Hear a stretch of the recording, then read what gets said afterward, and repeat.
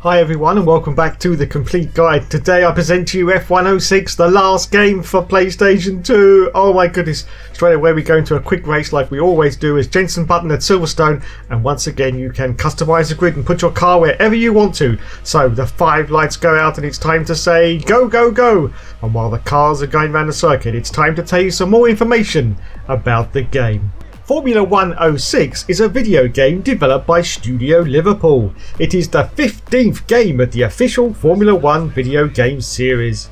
It was released in Europe on July the 28th, 2006 for the PlayStation 2 and the PlayStation Portable. The game continues the tradition of a career mode, an option in place since the 2004 game. Formula 106 uses the previous F1 game engine, but with minor modifications. This is also the last game in the Formula 1 series to be released on PlayStation 2. Formula 1 Championship Edition was subsequently released on the PlayStation 3. In career mode, the player begins their career with either Super Aguri, Toro Rosso or the Midland F1 team. Their position within the team, either as a test driver, a second driver or first driver, depends on how well the player performs during the trial sessions and thereafter. The test sessions are either held at the Circuit de Catalunya, Silverstone or the Magny-Cours circuits, and can also be played out in either dry or wet conditions. The player's career lasts a total of 5 Grand Prix seasons, in which they attempt to become a world champion. This will most likely happen with the most competitive teams, either Renault, Ferrari, McLaren or Honda.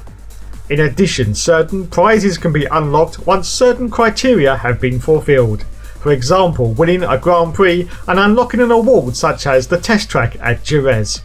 A trophy cabinet section is also featured so players can view the trophies they have won in different Grand Prix or in the World Championship. The F1 car the player won the championship with is also displayed. The game also features the new knockout qualifying system introduced at the start of the season with 3 qualifying sessions. Other new additions include the formation lap and a much more competitive AI from the previous F1 game in the series. The game also features the V8 engine sound for the first time except for the Scuderia Toro Rosso STR1 V10 engine sound. The new heavy damage system is also included with puncher, front wing and nose damage. Rear wing damage and wheels off is also included during gameplay. Net play was removed just before the release of the game. It was promised that for the first time the ability to race cross-platform would be possible, allowing PSP players to take on PS2 players. However, this did not happen.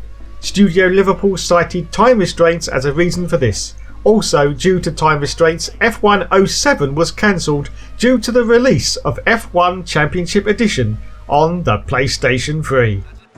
Okay, so let's get into this game. Now unfortunately in 2006 there was 2 extra cars on the grid, and because of this they had to downgrade the graphics slightly. So gone is the glorious rev counter from last year, and it has now been reduced to a set of lights which go fully red when you reach full throttle.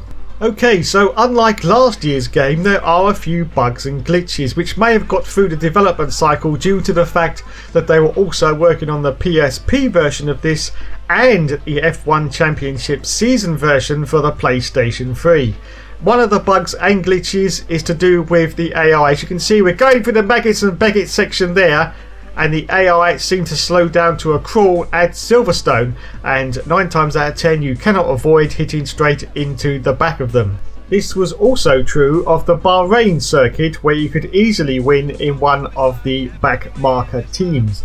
Now this also caused quite a bit of confusion in the AI difficulty. Because Bahrain was the first circuit, you often thought you were on the wrong difficulty, and also when you went to the second circuit that seemed pretty easy as well, but then when you went on to Australia suddenly the difficulty took a very hard spike into the almost impossible. So a lot of people started on the medium difficulty, thinking, oh my god, that's way too easy. So they ramped it up and started it again on the hard difficulty, but the hard was basically pretty bloody impossible. And on one of the circuits, which I think was Spain, it was almost impossible to get further than a 6th place finish, even driving in a Renault, which of course was the fastest car in 2006. Okay, let's go in now for an interactive pit stop, which unlike last year's game is fully interactive now, and you don't have to sit in the pit for 10 seconds waiting for the AI either. So yes, and now of course we've got the full interaction of changing the tyres as well as we come into our stop, and the fuel of course. There we go. So yes, we have to press the buttons in the right order, so all the wheels come off, the tyres are changed, we've got the fuel management as well.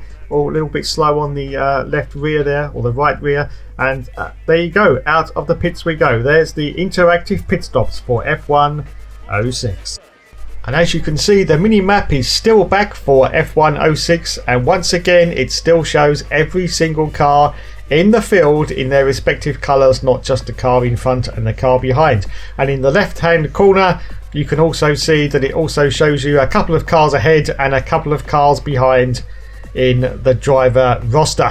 Okay, so let's look at driving views now, and as you can see this is the standard T-Cam view, and we go into the cockpit view, and as I said earlier, with the downgrade in the graphics, as you can see the steering wheel just doesn't seem to have as many lights on it than it did in last year's game. This of course is to reflect that they had to downgrade the graphics slightly for this game.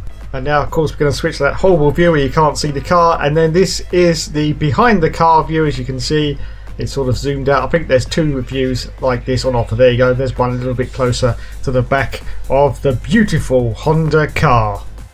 Okay, let's go into the Grand Prix weekend, of course the meat and potatoes of any Formula 1 game, and let's have a look at the teams in F106. We have of course the Renault F1 team, we have Team McLaren Mercedes, our next team of course is Ferrari, then we've got the Panasonic Toyota Racing team, followed by the Williams F1 team, and then of course Honda Racing, and then our next team of course is the Red Bull Racing team, closely followed by the BMW Sauber F1 team, and then Midland F1 of course, and Toro Rosso as well, another new team for 06, and of course bringing up the rear, the Super Aguris. Okay, let's look at the tracks in F106, and for the first time in a long time Australia was not the opening round. This was due to the Commonwealth Games in 2006 in Melbourne, so the first round was Bahrain and Australia was moved to round 3 in the championship. The second round was Sepang in Malaysia, then we go to Melbourne for round 3,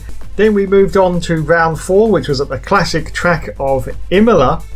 We then moved on to the 5th round of the championship, which was at the Nürburgring for the Grand Prix of Europe.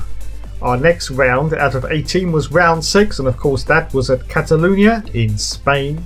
We then of course moved on to Monte Carlo for the Monaco Grand Prix for round 7, and then we moved on to round 8, which was at Silverstone for the British Grand Prix. Round 9 was in Canada of course for the Canadian Grand Prix. Round 10 was in the USA at Indianapolis for the United States Grand Prix. Round 11 was at Magny-Cours for the French Grand Prix. Round 12 was in Hockenheim for the German Grand Prix. And round 13 was in Budapest for the Hungarian Grand Prix. Round 14 was in Istanbul for the Turkish Grand Prix. And round 15 was in historic Monza. And round 16 was in Shanghai for the Chinese Grand Prix, which meant with just 2 rounds left, round 17 was in Suzuka for the Japanese Grand Prix, and the season finished in Interlagos, Brazil for the Brazilian Grand Prix. Okay, so let's look at the overall difficulty, and once again it's fully adjustable from easy, medium and hard levels.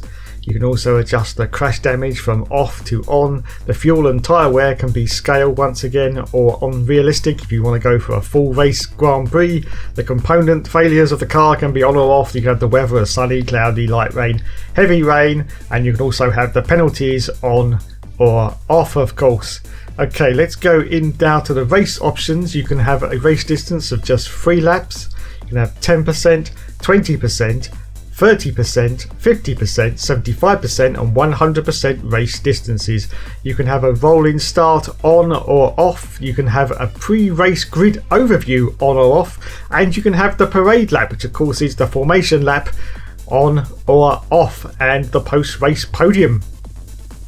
Okay, on now to the Grand Prix of Canada and the race car evolution. Now this was a new feature for F106, which was basically a way for you to do something during the practice sessions. You could go out maybe with full fuel on and maybe completely worn tyres to judge how it affected the car.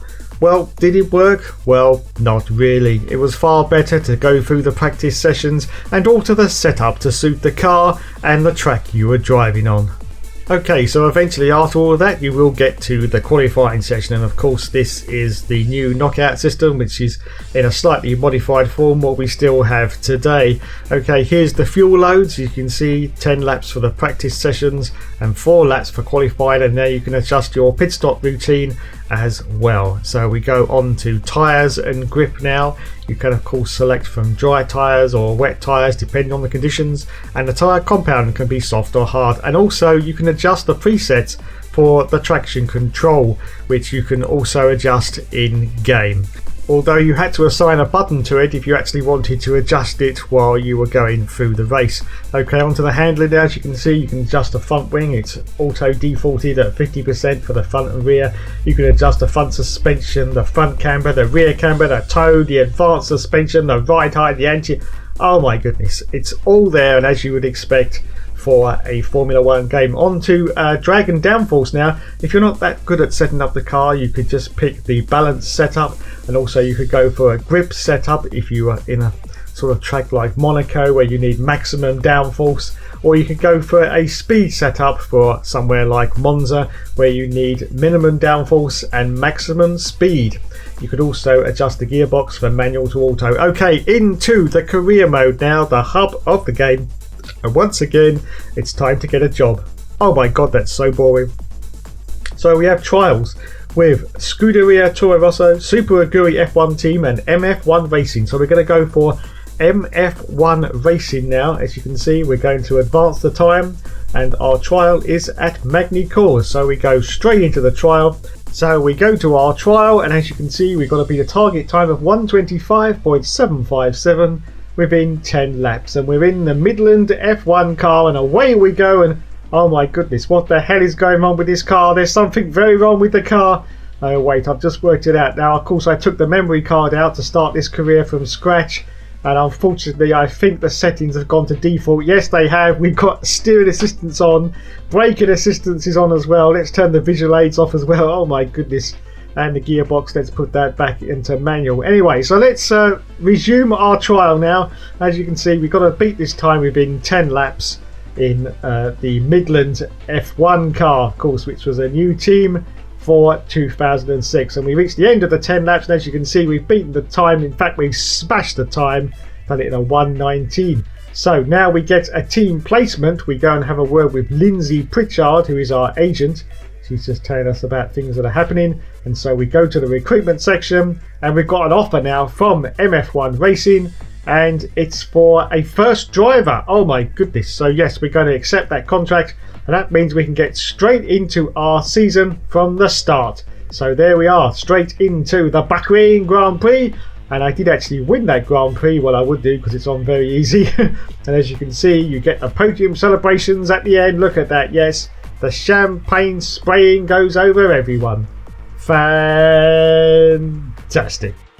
And so that's basically it. You carry on through the season, and eventually you'll get to the end of season party, which is at the Boring Hotel in the UK, where you can pretty much get pissed out of your head, and then it's on again to season 2. Yes, we've got offers from Panasonic, Toyota. Oh my goodness, we've got loads of offers. Now, unfortunately, I'd just like to point out I had an offer from Ferrari for the second season as well. You have to be very, very careful on some of these offers. We've got to beat this time of a 1:27 within 1 lap at Silverstone and in the wet, and I actually failed that test. Okay, now it's time for the Monaco test once more.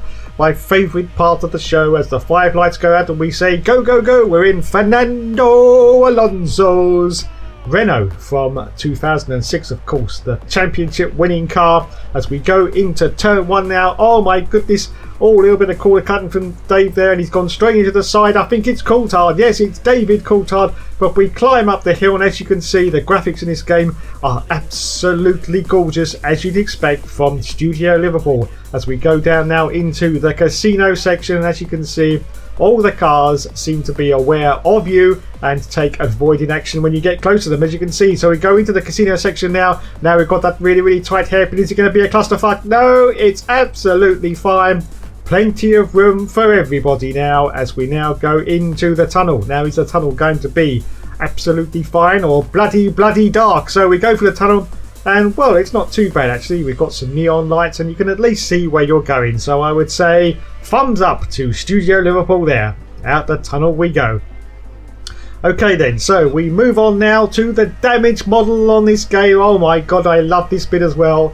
It's Christian Clean. Yes, everyone, all you Christian Clean fans, we're in his car now so that we can test out the damage model because, well, he basically always crashed anyway, didn't he? Anyway, so away we go. We're in Brazil. Yes, we go into the first corner and we completely forget to put our foot on the brake. As you go, oh god, Jesus.